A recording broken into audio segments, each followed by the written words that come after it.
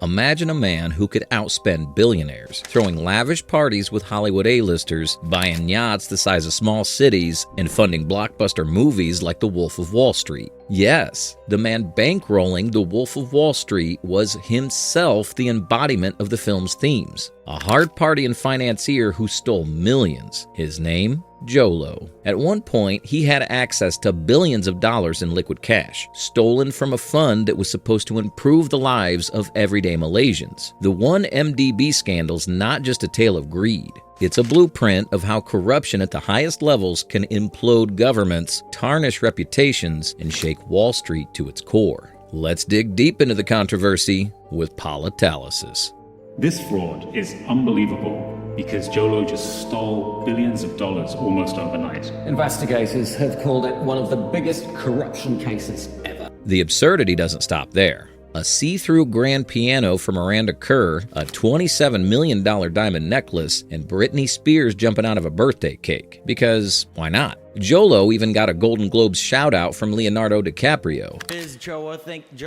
Riz and Joe, thank you for being Because when you fund the Wolf of Wall Street with stolen cash, gratitude comes with a bow tie. Low's resume includes a $250 million yacht, a $3.2 million champagne tab in one night. He flew celebrities across the globe to celebrate New Year's twice, once in Sydney and again in Las Vegas. If this sounds insane, wait until you hear how Wall Street giant Goldman Sachs became entangled in this web of lies. You see, while Jho Low's audacious spending turned heads around the world, none of it would have been possible without the backing of a Wall Street giant. Enter Goldman Sachs, whose reputation became the golden ticket that gave this scheme its wings. Without Goldman's name and expertise, Jho Low and Najib Razak couldn't have pulled off the heist. Goldman's reputation lent legitimacy to 1MDB's bond offerings, helping him fundraise $6.5 billion. The scandal has haunted Goldman's reputation, forcing it to pay $2.9 billion in fines and plead guilty for the first time in its 150-year history. So yeah, the emblem of high finance admitted to criminal wrongdoing for the first time in its history. They didn't even do that during one of the most horrifying financial crises in history back in '08.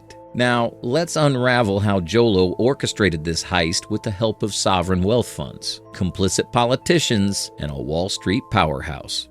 Sovereign wealth funds are government-owned investment vehicles designed to grow national wealth. For countries with significant natural resource revenues, SWFs offer a way to diversify their income and invest in long-term projects. However, in nations with weaker governance, these funds can become personal piggy banks for corrupt officials. In the case of 1MDB, what started as a fund to benefit Malaysians quickly devolved into a global web of embezzlement and deceit. Jho Low's story begins on the small island of Penang, Malaysia. Born into a moderately wealthy family, he attended elite schools like Harrow in London and Wharton in the US, where he mingled with the world's elite. During his time at Harrow, he befriended Riza Aziz, the stepson of Najib Razak, who would later become Malaysia's prime minister. This connection proved invaluable. In 2009, Low convinced Najib to create 1MDB, a sovereign wealth fund aimed at driving economic development. Behind the scenes, however, 1MDB was a slush fund, financing Najib's political campaigns and Low's insatiable appetite for luxury. Low created shell companies that mimicked legitimate entities, such as A-Bar Investments PJS Limited, and funneled billions of dollars into his accounts. By 2012, 1MDB needed a global player to lend credibility to its operations. Enter Goldman Sachs, led by star banker Tim Leisner. Goldman facilitated 3 bond offerings for 1MDB, raising $6.5 million and charging $600 million in fees, 10 times the industry norm. Goldman's name and reputation were crucial, providing the blue stamp that convinced investors to pour money into 1MDB. To further legitimize the scheme, the bonds were tied to Abu Dhabi Sovereign Wealth Fund, IPIC. But much of this money never reached its intended projects. Instead, $4.5 billion was siphoned off through a labyrinth of offshore accounts. Jho Low conspired with Goldman executives, ensuring the fraud went undetected. Internal emails later revealed that some Goldman bankers had raised red flags about 1MDB but were ignored. Najib Razak, Malaysia's prime minister, played a pivotal role in the 1MDB scandal. As chairman of the fund's advisory board, Najib approved every major decision. Officially, the money was earmarked for infrastructure projects. Unfortunately, it funded Najib's 2013 re-election campaign and supported his wife Rasma Mansour's addiction to luxury goods. In 2013, Najib's campaign even hosted a concert featuring Psy of Gangnam Style fame, reportedly funded by 1MDB money. Are you ready for BN?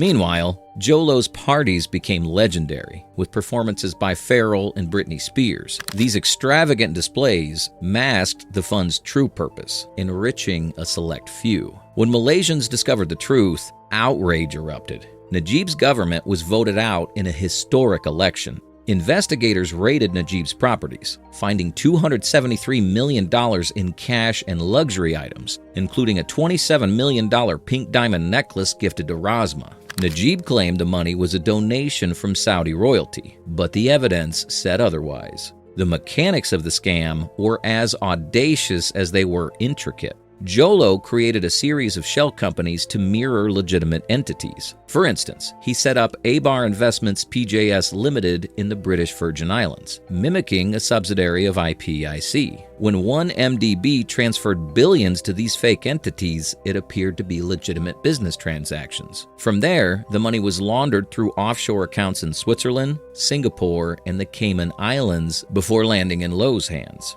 Low used these funds to bribe officials, fund Najib's campaigns, and finance his own lavish lifestyle. The first cracks appeared in 2015 when journalists at the Wall Street Journal uncovered suspicious transactions linked to Najib's bank accounts. Their reporting revealed that $681 million had been deposited into Najib's personal accounts, a fraction of the billions stolen from 1MDB. As the scandal unraveled, authorities in multiple countries launched investigations. The U.S. Department of Justice filed lawsuits to recover $1.7 billion in assets tied to 1MDB, calling it the largest kleptocracy case in history. Among the seized items were a $265 million yacht, a $35 million bombardier jet, and rare artwork by Picasso and Basquiat. Goldman Sachs faced a public reckoning that shook the financial industry to its core. In 2020, the bank admitted to violating anti-corruption laws in connection with the infamous 1MDB scandal, which saw billions of dollars embezzled from a Malaysian state fund. This marked one of the largest penalties ever paid by a financial institution, sending a strong signal about the consequences of enabling corruption on such a massive scale. At the center of the scandal was Tim Leisner, who admitted to bribery. He confessed to taking $43.7 million in kickbacks from the scheme. He also admitted, "I conspired with other employees and agents of Goldman Sachs, very much in line with its culture, to conceal facts from certain compliance and legal employees." Leisner described Goldman Sachs as a company that cared more about making money than doing what was right. Employees were encouraged to take big risks to close deals, even if it meant crossing ethical lines. Greg Smith, a former Goldman Sachs executive, backed this up when he said, "The quickest way to make money on Wall Street is to take the most sophisticated product and try to sell it to the least sophisticated client." These shocking statements showed how a culture of greed and risky behavior turned one of the world's top banks into a symbol of corruption. At the heart of the 1MDB scandal was Najib Razak, the former Prime Minister of Malaysia. Najib was convicted of corruption charges related to the misappropriation of funds from the 1MDB Development Fund, which he established in 2001 to spur economic growth in Malaysia. Instead of serving its intended purpose, the fund became a vehicle for embezzlement and lavish spending. In 2020, Najib was sentenced to 12 years in prison and fined 210 million Malaysian ringgit, approximately $50 million US dollars, for his role in the scheme. The conviction marked a historic moment in Malaysia's fight against corruption, as it was the first time a former prime minister had been sentenced to prison. And Jho Low, still living the dream, allegedly in China, untouchable and probably sipping champagne on another yacht. Who needs extradition treaties when you have the world's best hide-and-seek skills and some very rich friends? The audacity of his actions and his ability to avoid justice have turned Jho Low into a symbol of impunity in global financial crimes. The 1MDB scandal shook the world, uncovering shocking failures in financial rules and showing how powerful companies played a part in massive corruption. Goldman Sachs found itself at the center of the storm, its reputation dragged through the mud for chasing profits over doing what's right. For Malaysia, the scandal was a harsh reality check. It left the country drowning in debt, with over $300 billion owed, and forced leaders to demand answers. As part of their fight to fix the damage, they pushed Goldman Sachs to pay back a huge $13 billion, sparking debates and calls for justice worldwide.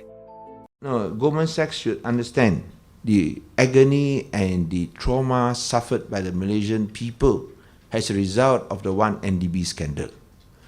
An apology is just not sufficient, not enough. Does this reflect a flawed system of accountability, or is it simply human greed at its peak? Does it happen in your country? Let us know. For more insights into global financial scandals, like and subscribe to Politalysis.